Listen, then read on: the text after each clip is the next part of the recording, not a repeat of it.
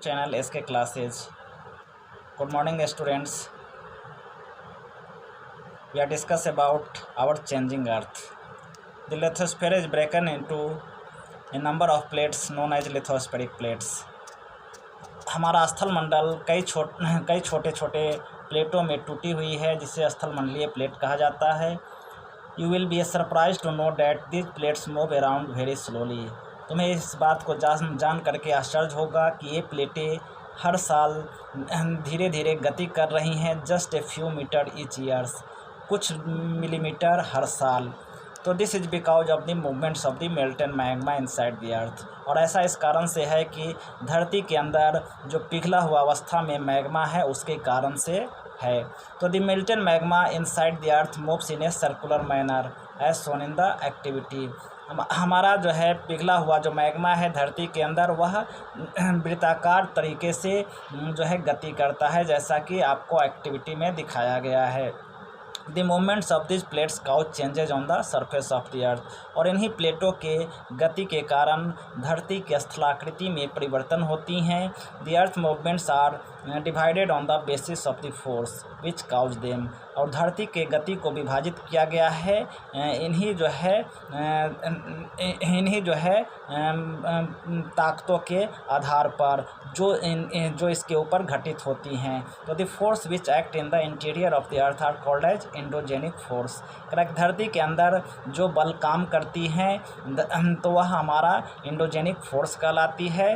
Where as the force that works on the surface of the earth are called exogenic force. और जो ताकतें धरती के सतह पर उसके बदलाव के लिए जिम्मेवार होती हैं या उसमें टूट फूट के लिए जिम्मेवार होती हैं, वह एक्सोजेनिक फोर्स कहलाती हैं.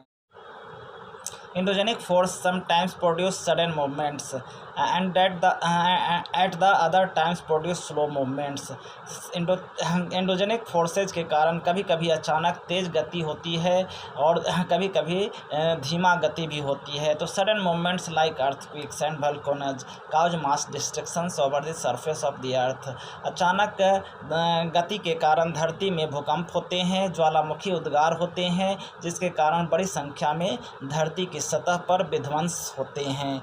Volcano is a vent in the earth crust through which molten materials erupt suddenly. ज्वालामुखी एक धरती के क्रस्ट में भूप्रपट्टी में एक ऐसा छिद्र है जिससे पिघला हुआ मैग्मा अचानक बाहर आता है. Similarly when the lithospheric plates moves the surface of the earth vibrates. ठीक उसी प्रकार स्थल मंडलीय प्लेटों में जो गति होती है उसके कारण धरती के सतह में कंपन उत्पन्न होता है इन प्लेटों को आपस में टकराने से. तो the vibration can travel all around the earth. और यही जो है कंपन धरती के सतह पर और भी आगे बढ़ता जाता है. This vibration are called earthquakes. और यही जो है कंपन हमारा भूकंप कहलाते हैं. तो the place in the crust where the movements start is called the focus. वह स्थान जहाँ से भूकंप की शुरुआत होती है वह भूकंप का केंद्र कहलाता है. द पैलेस ऑन द भूकंप का केंद्र कहलाता है कहाँ? तो धरती के नीचे. और ठीक धरती के भूकंप केंद्र के ठीक ऊपर का जो स्थान होता है जहाँ पर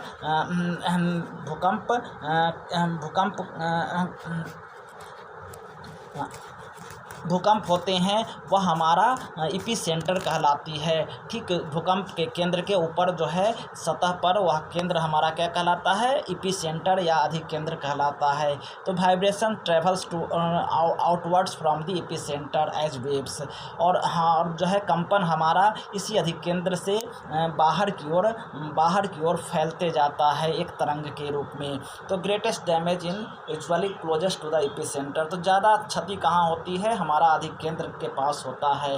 and the strength of earthquake decreases away from the centre. और जैसे जैसे हम इस अधिक केंद्र से दूर जाते हैं हमारा जो है भूकंप का तीव्रता कम होते जाती है और उसके कारण विनाश भी कम होते हैं. तो सबसे ज़्यादा विनाश कहाँ होता है? तो भूकंप के अधिक केंद्र के पास, एपी सेंटर के इलाके में.